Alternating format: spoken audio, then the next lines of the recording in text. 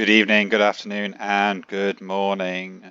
So today what we're doing is something a little bit different.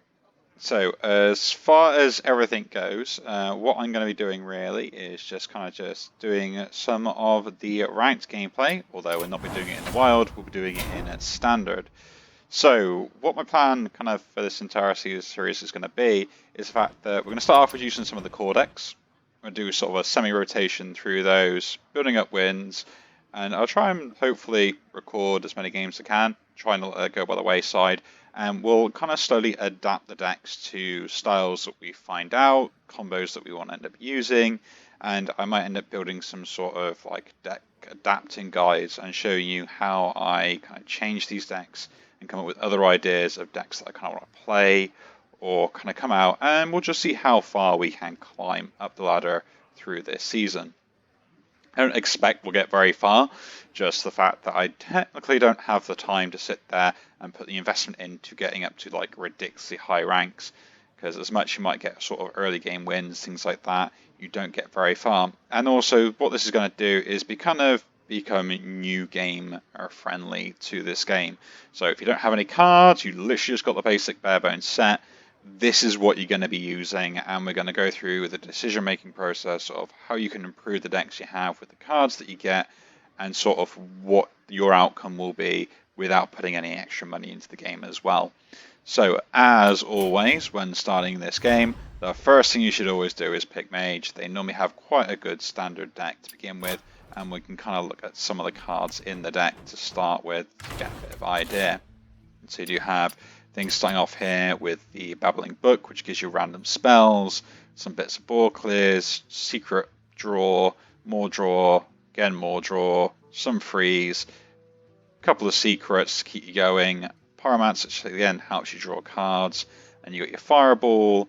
This is kind of the card that the deck revolves around in this case, is getting that Death Rattle onto cards, and then get more spell generation, board clear, and then you got your late game finishers in Alexstrasza, Kalecgos, and then your spell draw as well for the end of the game. So essentially that's how the deck functions, is just play minions, draw your spells, and go face when you should be able to. So let's jump in. Okay, a priest, not the best of matchups because they can do a lot of healing. I'm expecting some problems early game with that. As I do have this as card draw, there is a point where I might even toss the Arcane Intellect, because I just want to get stuff on board, so we will do that. So I will say to start with, I am nowhere near a professional Hearthstone player. I literally just play for fun most of the time and just want to do fun things. So with this, we're going to kind of show people with these basic decks just on what the average person can end up doing. Because that's what you want to find out, is seeing if I start playing the game now, what am I actually capable of doing, and like, do I need to get like particular cards, particular things, just to be able to play the game? So as we've got here, and I got no spells on this point, either one of these minions trades that for a card. The difference is this does basically a conditional draw, and this one obviously is unconditional. I can draw any card from it, and that's something you'll be looking into anyway. Again, with Priest, 1 health doesn't really matter that much, but there are spells. This is going face, we can't hero power that because it's kind of pointless. So we'll just play the Arcanologist, get our conditional draw off. So the fact that I have an option of playing a spell next turn, if I want to, or I can just coin out one of those. So they had a way of dealing with my minion. You know, bit of a shame. Here's what it is. Not much you can do about it. And you saw there, my opponent almost tried to heal their minion. So, with that play, my point here is literally just play out my card draw. Again, we'll play a mixture of both. Get the conditional draw off now what we can. Just because of the fact that I didn't really have any good play there to actually do that. So they're probably going to trade into one of my minions. We've got some good card draw, so we're generating our own value. And my 4-drop probably be a Fireball into their 4-drop here.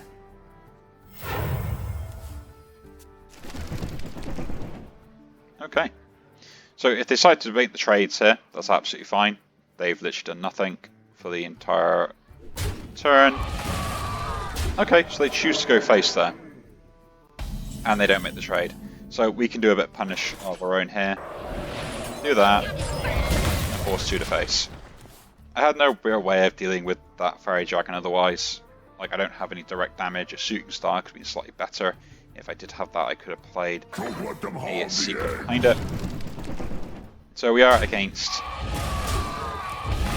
the Dragon Priest by the looks of it. Let's discover on the spell. More direct damage would be nice. Transforming a card into a jellyfish might be worthwhile, but with them being a dragon deck, I'm most likely coming against like really big dragons, so this might actually be pretty good. It's a 5 mana removal on a big dragon. So yep, we're going to do that. That way I'm not using my fireballs when I want to be using them for direct damage most of the time. So this is kind of nice here. They've decided to again use some spells, they're drawing dragons. You know, my choice here is to use one of my own fireballs, so this is something to always be aware of when you are playing cards. I will use one of the fireballs from my own deck to kill that minion. Now you're probably wondering why I decided to do it that way when I generated one earlier, is the fact that I don't give them the information that I got this fireball here, and I don't know what other spells I could be having in my deck. Unfortunately, we had some bad luck, and we did draw both of our counter spells rather than anything else, which would have given us tempo into the game.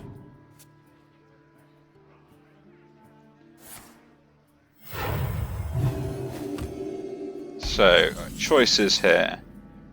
I could use a Flame Striker, but it's no pointless on that one minion. It will just set the counter spell. Now, there is a choice of just polymorphing that or doing absolutely nothing. Here, I might as well just ping. I have nothing else to play. I want to keep some of my spells for my late game, and at the same time as well, like, if they're going to heal that, they're going to heal that. If they're using other spells and stuff to deal with it, they're using other spells to deal with it. It's absolutely fine here. Don't let them harm the eggs. And as you saw here, just by holding onto the Flame Strike, we managed to do other things as well. And again, they heal their own minion. So now what I've got here is something that I can do, which is quite nice, which is just play this. And start killing off their board. So it is a bit annoying, because I've only got like one Babbling Book, a couple of Pyromancers, and a Hero Conjurer. They get the silence, which is really frustrating.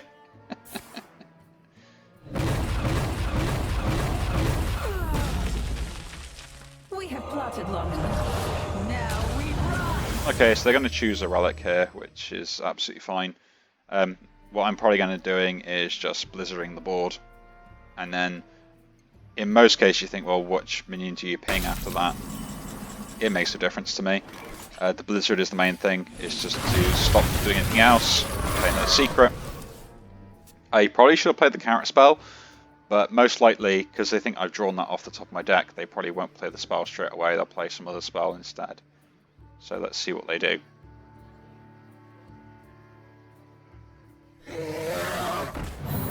There we go, so we just kill the minion straight off, which is quite nice.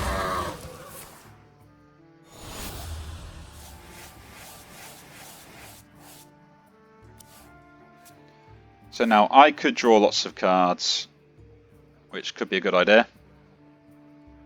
Merely kind of annoying that my entire game plan got ruined by one card. They could get a Caligos, which could be a problem. They could get a Blizzard, Hero Conjurer. To be honest, Arcane Intellect would probably be the worst card for them at this point. Oh, so I could draw a card here off that, which is probably worthwhile. What, I do that, 5, and then Fireball something else. Yep. Look how it burns.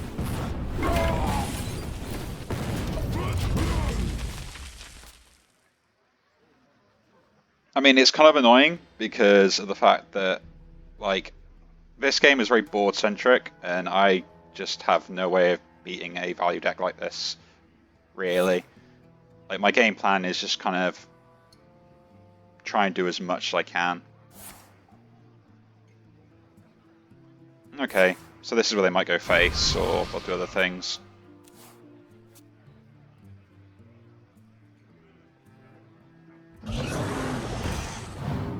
Okay, they're going to get another Naga here. Interesting choice.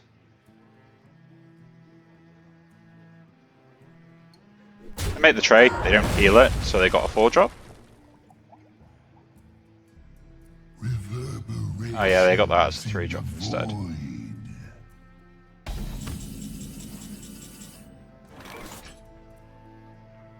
So the Caligos here is the best one to play. And if that kills me in, deal 3 damage, infuse, add a frozen touch to your hand. So I'm not really going to get this off very often. But it does kill a minion now, so that is what I will probably end up picking up. Because I can't do anything else with my mana. So do that there, I take the 3, but I don't take anything else. And now I've got a Caligos on board, and they don't have a way to remove it. So this could be fun.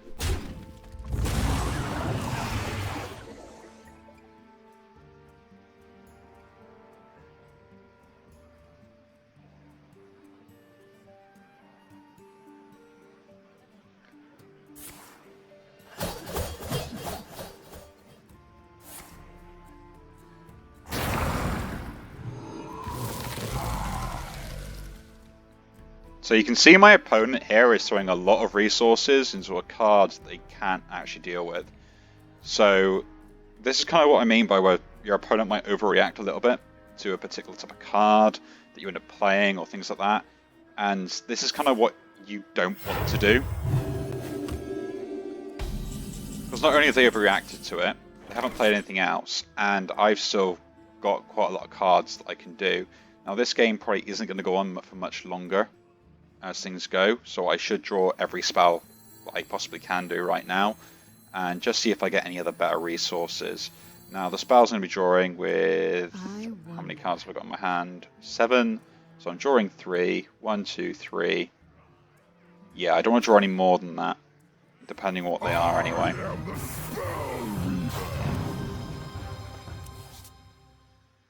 So what I'll do here is I will play the Flame Strike that I drew. Again, the reason for that is the fact that I don't want my opponent to know I got another Flame Strike. I want them to think maybe they only got 1 Flame Strike in deck or other things like that. By the looks of it, they've used quite a lot of the other minion removal they had for rush minions as well. So this can be quite a good way for me to get back into a game. I'm the Brood Mother. Don't you ever forget.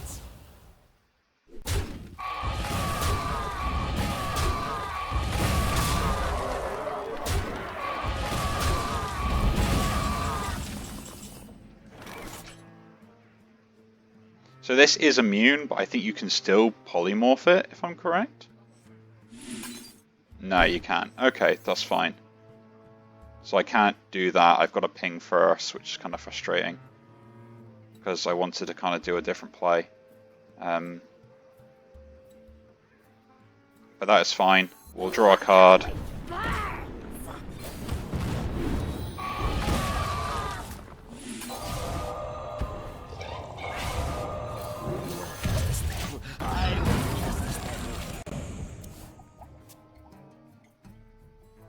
They didn't get a kind of a good spell off that either, so it is what it is. But again, I've got some ball control. Hopefully that is sort of their threats out the way, as it were.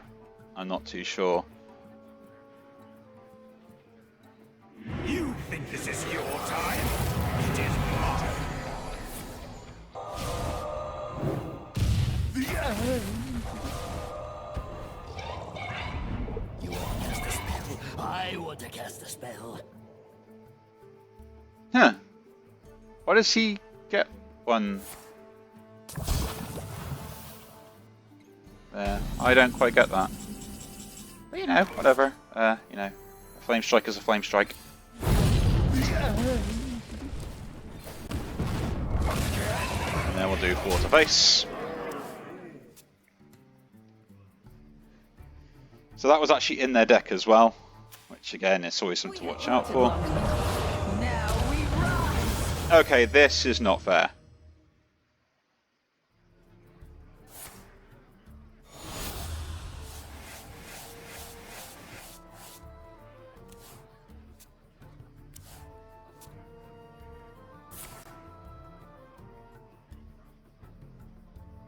this is all I'm going to say on this. It's that's not fair. Again, this is why I dislike the Discover mechanic. Although with the recent cards, they've kind of like semi-fixed it a little bit, so. I'm almost out of cards. So, what I should do here...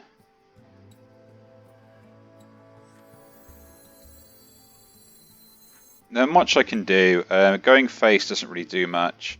I should basically freeze this, play this out. So minions, someone for each one killed. This does allow me to get extra damage out, which could be useful. An extra 2 spell damage for next turn, or something like that might be useful. Again, we'll ping face. Hopefully, they don't have an answer or a way to kill me. We don't know.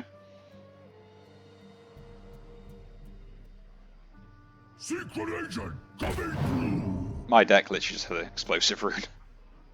So go and play it. It's a waste of mana.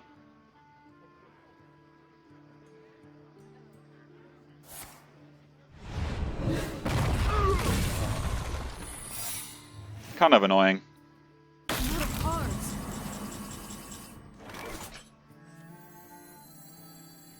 So my plan here at the moment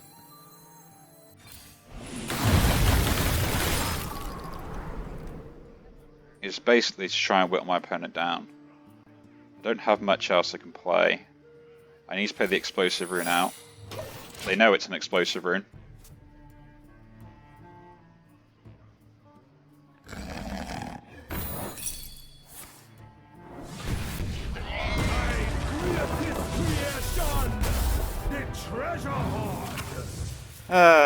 Great. This really kind of shows just sort of like how these games can go, especially being dragged out like this. You know, but we did our best. Is the main thing here. I don't think I made any of the sort of egregious misplays that kind of cost me the game. I said, just you are going to come against these matchups, so they are very difficult to win. Unfortunately, it's just the way things are. There is not much you can really do about it, or from that point there. I do die next turn, so yeah, that is GG. So yeah, You win this. that is a bit of a shame. Our first game is always a loss. Doesn't matter wherever we start anyway. And again, we're getting some of those levels through as well. They really do add up, don't they? But anyway, if you do enjoy this episode, do leave a like, subscribe to see more as well. The plan for these episodes will kind of be coming out as and when, so there'll be no particular time scale to it. So yeah, do subscribe if you are interested in seeing how we progress with this overall. Anyway, I will see you all in the next one. Take care.